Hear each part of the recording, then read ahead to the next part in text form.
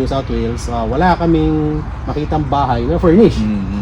Ay, ang problema, bibili ka ng essentials like refrigerator, sofa, kung di washing essential, machine, washing machine, TV.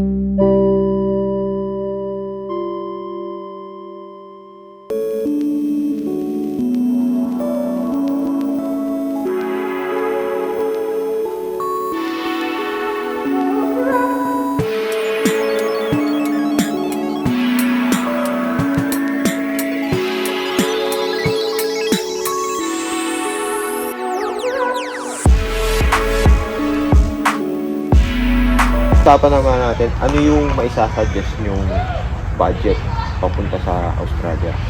Para kumbaga magkaroon naman ng idea yung mga may planong alam mo na, pumunta rito or migrate as a family. Kumbaga, magsisimula ako sa amin kasi dalawa lang kami ng wife ko.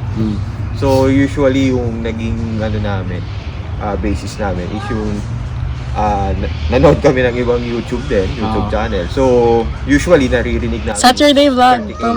Saturday vlog. Yung Saturday vlog. Yun. Doon sa Shout kaibigan out namin. to Dale Follow Repax. this link. Rabax Del. Carlota. Follow this link. Pinalo, kumbaga Very informative. i-share namin sa Link down below. Yun. Wow, vloggers. So anyway, yung ginawa namin nun is nag-budget kami ng 30k para sa aming dalawa na yon.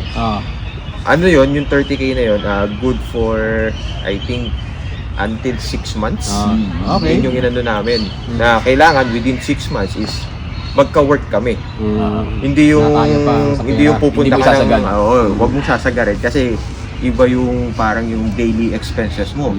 Especially yung pag sabihin natin pagdating mo, syempre mag-rent ka muna kami ginawa namin, nag-rent kami ng Airbnb. Tapos at the same time after a month, kasi for 1 month lang yung Airbnb, after a month, so naghanap kami ng bahay. So ngayon, yung pressure na bago ka makahanap ng bahay is kailangan yung at least may work ka muna na parang requirement yun. At the same time, yung mangyayari is yun yung magiging ano nung yung i-review ng mga agent or yung owner. Kami din, nung ano din kami, pumunta kami sa Darwin, ganun din, ang aming roughly 30 din.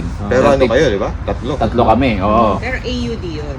AUD yun, AUD yun. Tapos, yun nga, buti na din nga, mabalik ako doon sa paghanap ng bahay. May trabaho na nakakita agad kami ng trabaho, mag-asawa. Nauna pala si Mrs. Tapos namunod na lang ako. Tapos, syempre, swerte kami, nakuha namin is yung may full furnished na kasi parang naging nasa idea namin, hindi rin kami magtatagal doon. So ayaw namin bumili ng maraming gamit tapos problema mo ibenta or ship, ganun. So talagang hinanap namin talaga yung fully furnished na, which is makakakita ka naman. So malaking bagay kung makikita mo fully furnished dahil hindi magagastos yung iyong baon. So, may savings ka pa rin habang may trabaho ka na. Correct. Yung kami hindi magagalaw which is Darwin yan, emergency money. Darwin yan. Yung sa akin naman, ang suggest ko siguro, pag modest na budget is 20k, siguro for family, siguro simula for 2, pag 3 siguro, pag may chikiting kayo, siguro mga 30 nga. Comfortable na yun with car siguro, second hand, or Airbnb. Kami experience mo naman, nag-rent a car din lang kami sa simula, tapos Airbnb, simula ka na Andre. So, panimula, ganun siguro, mga 30, comfortable na yung 30. 30 max siguro, 40, medyo ano ka na lang. Maganda na Pero yan. 20 kaya. Kaya sa 20, kaya sa Depende rin sa lifestyle. Sa lifestyle. Tipid bills ka talaga. Correct. Yung 30, confident ka nang pwede kang makakuha ng makapag-down at least sa sasakyan. Correct. Diba? Dahil bahay. doon naman, may trabaho ka na nun. Hindi naman pwede. Pero Ano? ano yun, yung 30 na ba yun? Kunyari sa inyo kasi both may ano na kayo, di ba? Chikiting kayo. Kumbaga ano na yun, for how many months yun? Ay, hindi. Siguro mas maliit. Na, Ang good thing din, may nagkatrabaho din. May Honse, si Mrs. papunta dito, may trabaho na.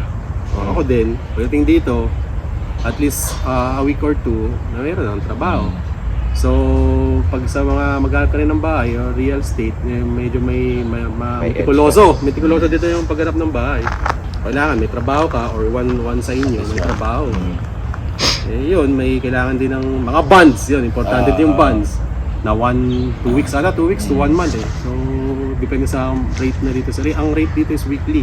Sa amin, in case sa amin sa NSW, sa New South Wales, wala kaming makitang bahay na furnished. Ay ang problema, bibili ka ng essentials like refrigerator, sofa, kung hindi Washing essential, machine, washing machine, TV, bed frame, mattress, napakamamahal yan. Kung bibili mo is brand new. Kung marketplace, siguro makakuha ka ng mga deals na half the price. Depende sa preference mo kung comfortable ka sa mga mattress na second hand or dining na second hand, nasa sa inyo. Yung maipasok ko yung nung lumipat na kami sa Melbourne. So ito, alam na namin eventually bibili kami ng sarili na bahay. So nag-invest na kami ngayon ng aming furniture. Kasi kailangan na. So dahil empty yung aming nakuhang rental na property, no. So kung hindi ako nagkakamali, parang umabot yata yung aming pinamili kasama yung mga TV, mga kama, fridge, lahat-lahat na kailangan ng isang family of 4. Ballpark. Parang umabot ng mga 10K. 10K. Okay, yun. Malaki rin. Malaki din. Oo, Kaso malaki. hindi ko akalain na gano'n aabot ng Picture. gano'n. Kasi pag yun talaga pag nagsimula ka ng bumili, parang kailangan. Which is, pwede naman din Hindi naman kailangan yun. Unti-unti. Hindi naman Kunyari, kailangan. Prioritize. For this month, Mm. refrigerator. Pero yung refrigerator tsaka washing machine, isa must sa simula. Oo, ay Kailangan medyo may talaga presyo yan. din yun eh.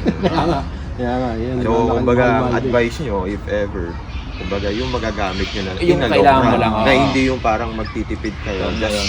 oo, parang, kung may budget man kayo, at least kumbaga, yun na yung bibili nyo, yung pangmatagalan.